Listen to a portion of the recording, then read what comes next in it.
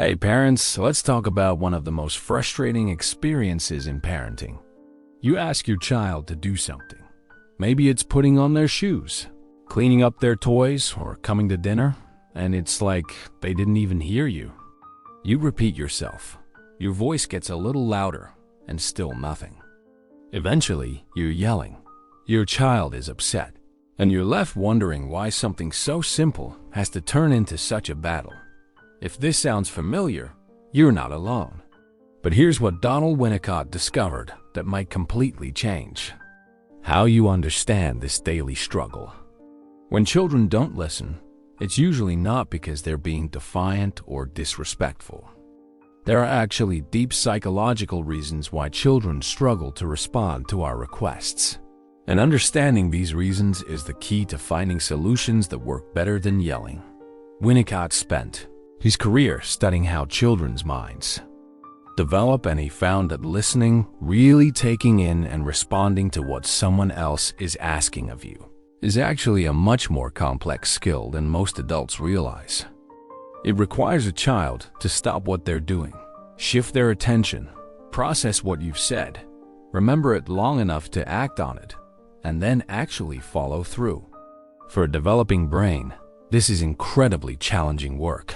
But here's what's even more important to understand. Winnicott discovered that a child's ability to listen and respond has everything to do with their emotional state and their sense of safety in the relationship. When children feel secure, connected, and emotionally regulated, they're much more able to hear and respond to our requests. But when they're feeling disconnected, overwhelmed, or unsafe, their capacity to listen virtually disappears. Let me explain. What happens in your child's brain when you make a request? If your child is feeling calm and connected to you, the thinking part of their brain, what neuroscientists call the prefrontal cortex, is online and available. They can process your words, consider your request, and choose to respond appropriately. But if your child is feeling stressed, overwhelmed, or disconnected from you, their nervous system shifts into what we call survival mode.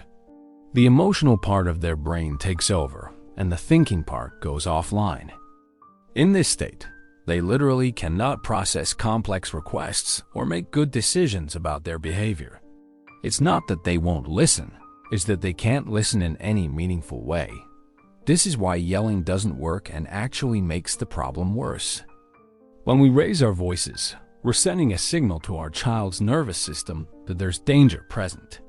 This pushes them further into that survival state where listening becomes even more impossible. We think we're getting their attention, but we're actually creating the exact conditions that make it harder for them to hear and respond to us. Winnicott understood that children are incredibly sensitive to the emotional tone of their interactions with their parents. They're constantly scanning for signs of safety or danger in our voice, our body language, and our energy. When we approach them with frustration, urgency, or anger, even if it's just because we've had to repeat ourselves multiple times, they pick up on that emotional charge, and their nervous system responds accordingly. Here's a story that really illustrates this beautifully. There was a mother who came to see Winnicott because her 5-year-old son seemed to completely ignore her whenever she asked him to do anything. She would ask him to get ready for school, and he would continue playing as if she hadn't spoken. She would ask him to come to dinner, and he would keep watching television. Eventually, she would end up yelling, and then he would finally respond. But by then, both of them were upset and disconnected. As Winnicott worked with this family, he discovered something interesting.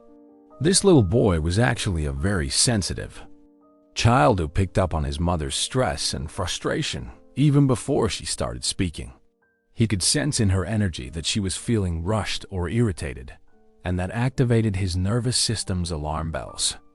Instead of being able to listen to her request, all of his mental energy was going toward managing his anxiety about her emotional state. The solution wasn't to teach this child to listen better, or to find more effective consequences for not following directions. The solution was to help the mother understand how her own emotional state was affecting her child's ability to receive her communication. When she learned to take a few deep breaths before making requests, when she worked on approaching her son with calm energy instead of frustrated energy, something amazing happened. He started responding to her requests much more readily because his nervous system no longer felt the need to go into protective mode. This brings up something crucial that Winnicott taught about parent-child communication. He believed that the emotional container we provide for our children is just as important as the words we use. When we can stay calm and regulated ourselves, we create the conditions that allow our children's thinking brains to stay online and available.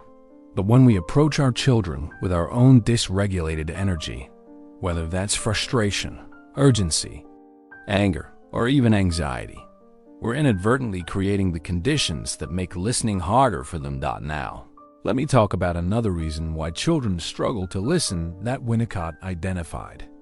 Sometimes when children don't respond to our requests, they're not actually ignoring us. They're showing us that they need connection before they can handle direction. Think about it from your child's perspective.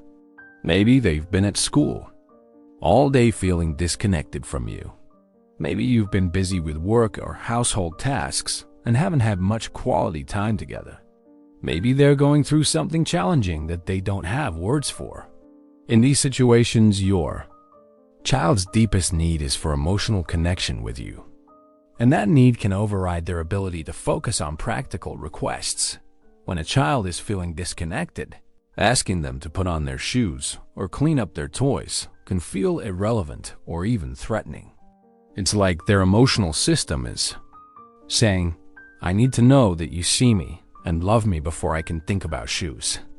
This isn't manipulation or defiance. It's a very natural human response to feeling disconnected from someone important to us. Winnicott often advised parents to prioritize connection before direction.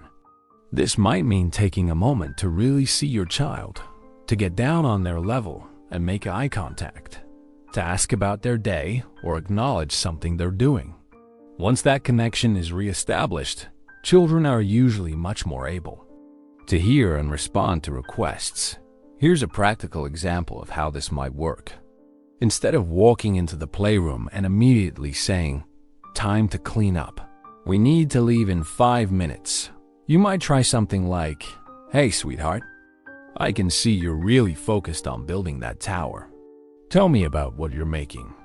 After a moment of genuine connection and interest in their world, you can then transition to, "In a few minutes, we're gonna need to clean up so we can go to the park. Should we clean up together? Or would you like to finish this part first?" This approach takes a little more time initially, but it often saves time overall because you're less likely to end up in a power struggle or meltdown. Winnicott also discovered something important about the developmental aspects of listening.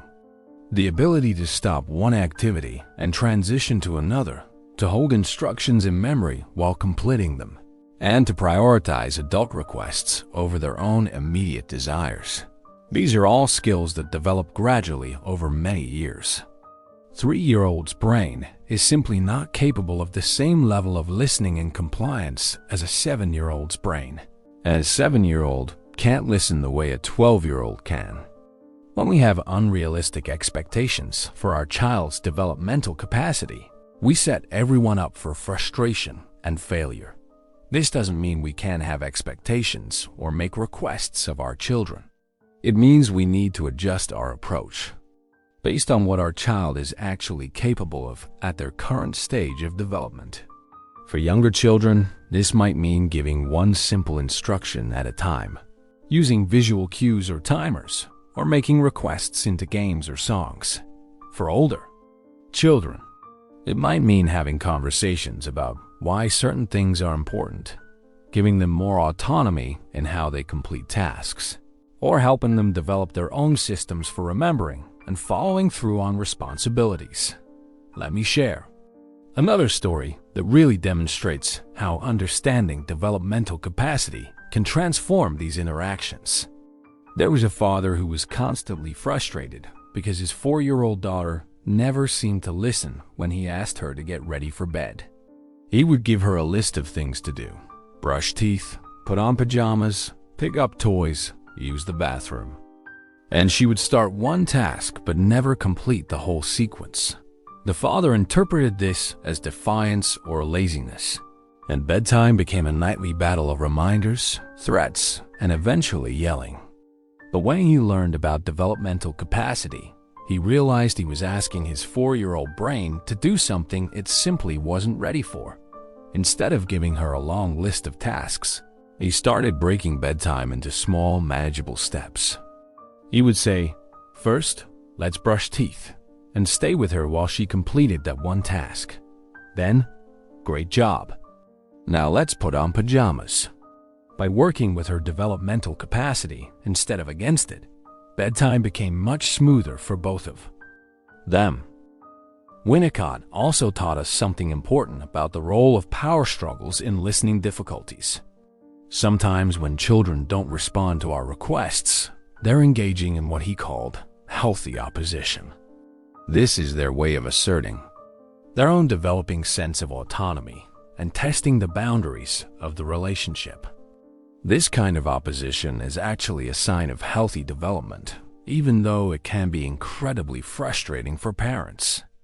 Children need to practice having their own opinions, making their own choices, and sometimes saying no in order to develop a strong sense of self. The key is learning to distinguish between healthy opposition and other kinds of listening difficulties. Healthy opposition is usually focused on specific issues and comes with a lot of emotional energy. The child might say, "I don't want to," or "You can't make me," with real conviction behind it. Other kinds of listening difficulties are more about capacity. The child seems spacey, overwhelmed, or simply unable to process what you're asking. Learning to recognize the difference can help you respond more appropriately. When you're dealing with healthy opposition, the solution isn't to force compliance, but to find ways to honor your child's need for autonomy while still maintaining necessary boundaries. You might offer choices within limits. Do you want to put on your shoes first or your jacket first? Or involve them in problem solving. We need to leave in 10 minutes. What's your plan for getting ready? Now, let's talk about what happens when we resort to yelling because our children aren't listening. Winnicott understood that yelling creates a cascade of negative effects that make listening even more difficult. First, as I mentioned earlier, yelling activates a child's survival nervous system, which takes their thinking brain offline. But yelling also damages the emotional connection between parent and child. And that connection is the foundation that makes listening possible in the first place. When we yell at our children repeatedly, they start to tune us out as a protective mechanism. Their nervous system learns to shut down when our voice gets loud because it's too overwhelming to stay present with that level of intensity. So ironically, the more we yell to get their attention, the less they're actually able to hear us. Yelling also teaches children that communication in relationships involves overpowering the bios, other person, rather than connecting with them. Children who are yelled at frequently often become either very compliant and shut down, or they learn to yell back and match our intensity. Neither of these outcomes helps children develop the internal motivation and self-regulation skills that make listening possible.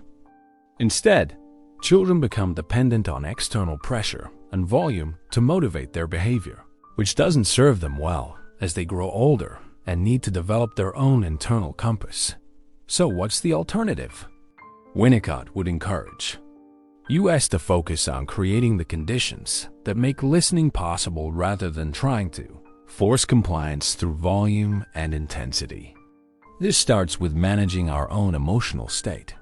When we notice ourselves getting frustrated because our child isn't responding, that's our cue to pause and regulate ourselves before trying again. Take a few deep breaths. Remind yourself that your child isn't trying to make your life difficult, and approach them from a calmer place. It also helps to get curious about what might be interfering with your child's ability to listen. Are they tired, hungry, overwhelmed, feeling disconnected from you, struggling with the developmental demands of what you're asking? When we can address the underlying issue, the listening often improves naturally. Sometimes the solution is as simple as getting your child's attention before making a request. This might mean saying their name and waiting for them to look at you, or gently touching their shoulder to help them shift their focus. It might mean turning off the television or putting away the toys that are competing for their attention. Other times, the solution involves timing. Making requests when your child is in the middle of something important to them, or when they're already feeling stressed or overwhelmed, is much less likely to be successful than waiting for a moment when they're more available and regulated. Remember, the goal isn't just to get immediate compliance with your requests. The goal is to help your child develop the internal skills and motivation that make listening and cooperation possible.